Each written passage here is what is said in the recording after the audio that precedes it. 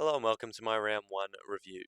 So to start the season, we've scored 2,311, and that's pretty good. There were some big scores this week.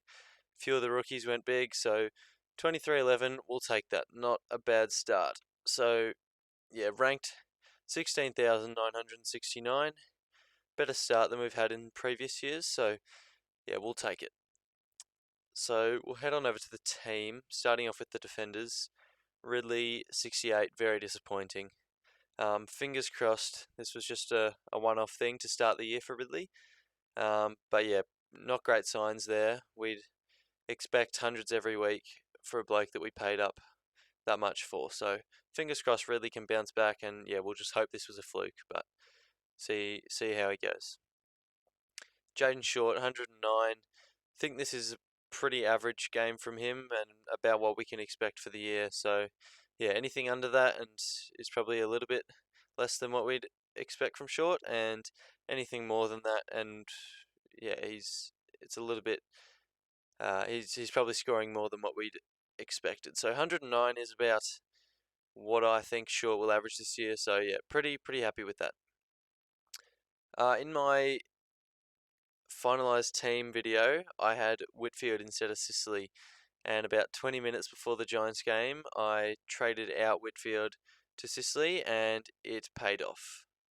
Whitfield only scored like 70 or something, and yeah, Sicily went 105 and played a pretty average game. So that's a very good sign for Sicily there. If he plays uh, if he plays well this season, he could easily average over 100. So very happy with the Sicily pick there, especially at that price. George Hewitt absolutely tore up the Richmond midfielders. 131, must have. Can't believe I was considering McInerney over this bloke. So yeah, George Hewitt, very glad we picked him and should make a lot of cash. And honestly, could be a keeper. So yeah, very pleased there. Had Mitch Hinge on field as our first defensive rookie and scored only 50. The role's there for him. He's got a decent wing role for the Crows. Just couldn't find a whole lot of footy. Didn't play badly. Just yeah, couldn't rack up the ball as much as we would have hoped. So Hinge 50, we'll take it. But at that price, we probably want 70s from him. Mitch Cox was our captain loophole. So our other on-field rookie was Paddy McCartan. Scored 70 in his first game back in 4 years. Seems to have a really Supercoach friendly role, being that interceptor down back. So yeah, we'll take 70s from Paddy McCartan. Quite pleased with that. And De Koning, just the 38. Was playing well, was scoring well, but then went down with a knee injury. So see how he is this week. Not sure if he misses or not. Not too sure about the severity of that injury, but not great signs for De Koning. Onto the midfield, Jack Macrae was our vice for the Wednesday night game and scored 133. So uh, my general rule of thumb is anything over 130 you'd take. So yeah, ended up taking Jack Macrae's score as vice. So pretty pleasing stuff there. Jack Steele, 87. Quite poor signs from Steele considering he's almost 700,000. 700,000, but yeah, I'd expect Steele to bounce back. He did the exact same thing last year in round one, and yeah, hardly missed a beat for the rest of the year. So Steele, I wouldn't be too worried about him as of right now. I know people will rage trade him, but he's not going anywhere. Took Miller, 137. Absolutely love this bloke. Just racks the ball up like it's nothing. Yeah, he's ridiculous how good this bloke is. 137. Very happy he's in my team. First time I've ever owned Took Miller, and I do not regret it one bit. Lockie Neal scored 140, looked back to his Brownlow best. Nothing much to say on Lockie Neal. Matt Rowell, 157 points at 342k. Played the game of his life, and I am so happy he is in my team.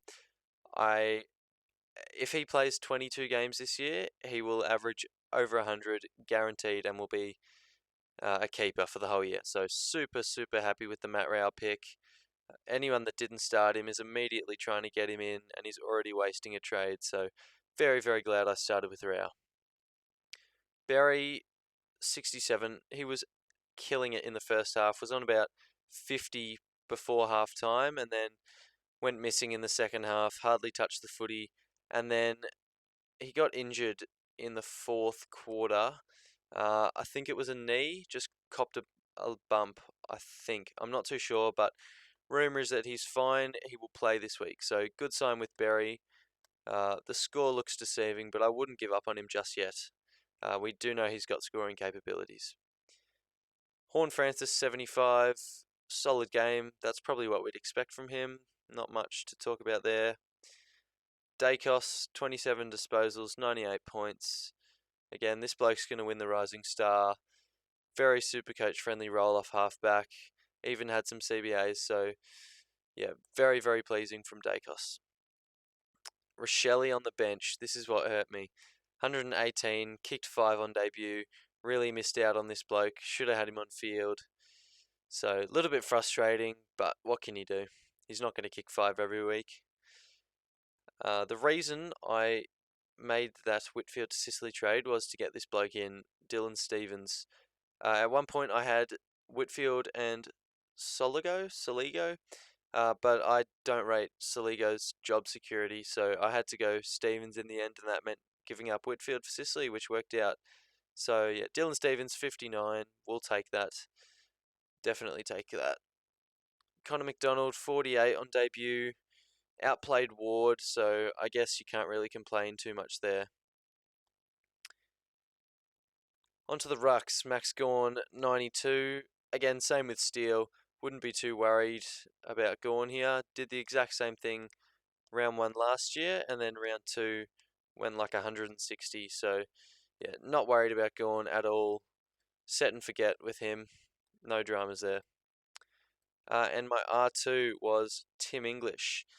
I said this could be a fairly controversial pick and a very risky one, and that risk paid off. 123 points, gave Gawn an absolute bath. I'm just kidding. He did not dominate in the ruck at all, but yeah, got plenty of touches around the ground, which was good to see, and got to 123 in the end. I think his 7 free kicks helped him out, which was quite lucky. But yeah, Tim English, I'm confident he will be a top 6 forward this year when he eventually ends up in our forward line. And our highest scoring ruckman was on the bench this week, Jack Hayes. Incredible debut from Hayes, 127 points, even with a slightly broken leg. So yeah, he'll definitely keep his spot over Paddy Ryder. He's already better than Paddy Ryder, without a doubt. So yeah, Hayes, I'd expect him to play all year if his leg isn't too much of an issue. Onto the forward line, Dunkley, 117.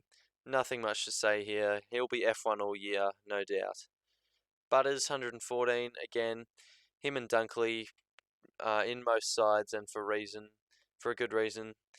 They should both average over 100 this season. So super happy with those two blokes, and they're not going anywhere. Coniglio, only the 80, not great.